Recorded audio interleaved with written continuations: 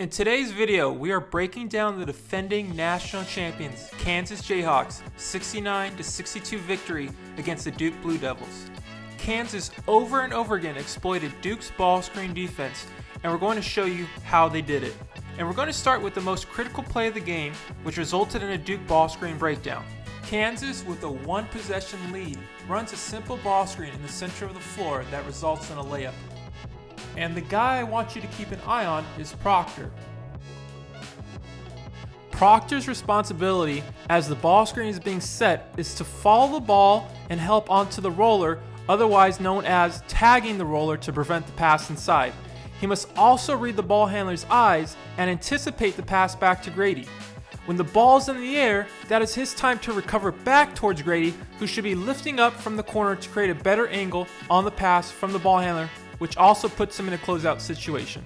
But we don't even get that far because of the missed tag. In this next clip, we see Flipowski tag the roller, and we watch McCullar lift up, putting Flipowski in a long closeout situation. Next, we get a questionable high show, typically designed for a strong shooter, and a late tag from the weak side that results in a Kansas layup.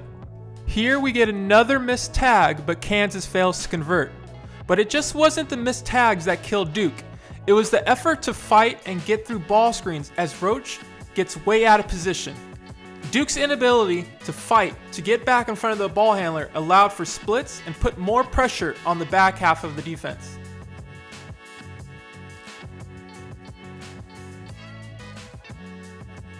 Here, we get a miscommunication between Roach and Lively that causes the rest of the defense to slide over to cover, leaving an open shooter, though Kansas fails to convert.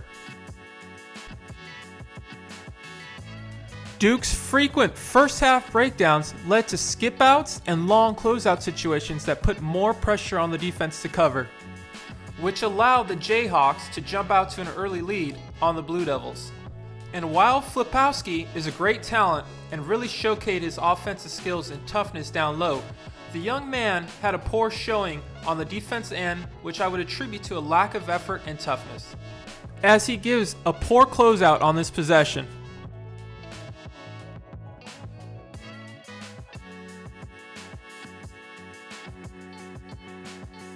KU also had a few ball screen breakdowns, as their drop coverage allowed Roach to split the screen and get to the cup a few times.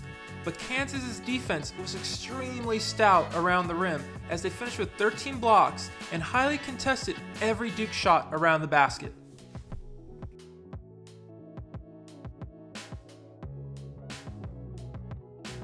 In this possession, KU switches the ball screen, but look at the angle Mitchell has to take on the layup as he's falling away on his shot.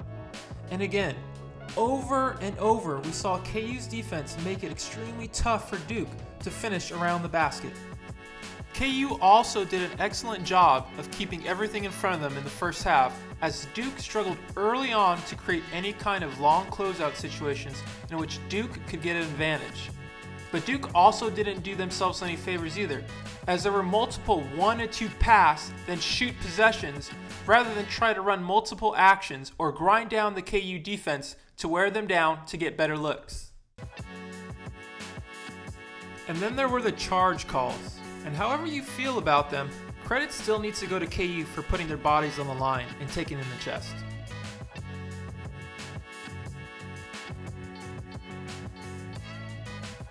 And both teams had schemed up some really great misdirection ball screen plays intended to confuse who the tag is.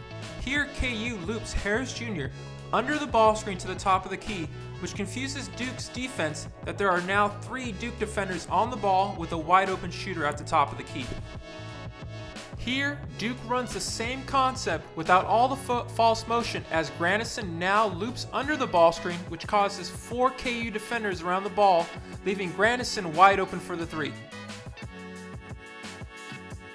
But what started Duke's run in the second half was the playmaking by Proctor, as he was able to find his spots and attack KU's ball screen defense by burning them with skip passes, allowing Duke to finally put KU in long closeout situation, which Duke struggled with against a stingy KU defense in the first half.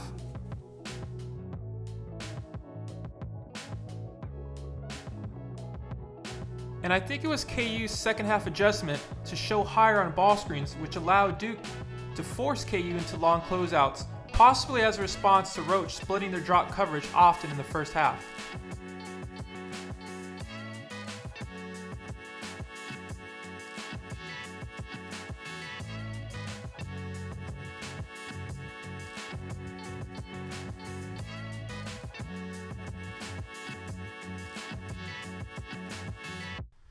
But it was still more of the same. KU began to tighten up by constantly contesting everything around the basket. And KU's ball handlers, such as McCullard and Wilson, continued to expose Duke's drop ball screen coverage. And really, Duke did not have an answer, especially for Wilson in the ball screen.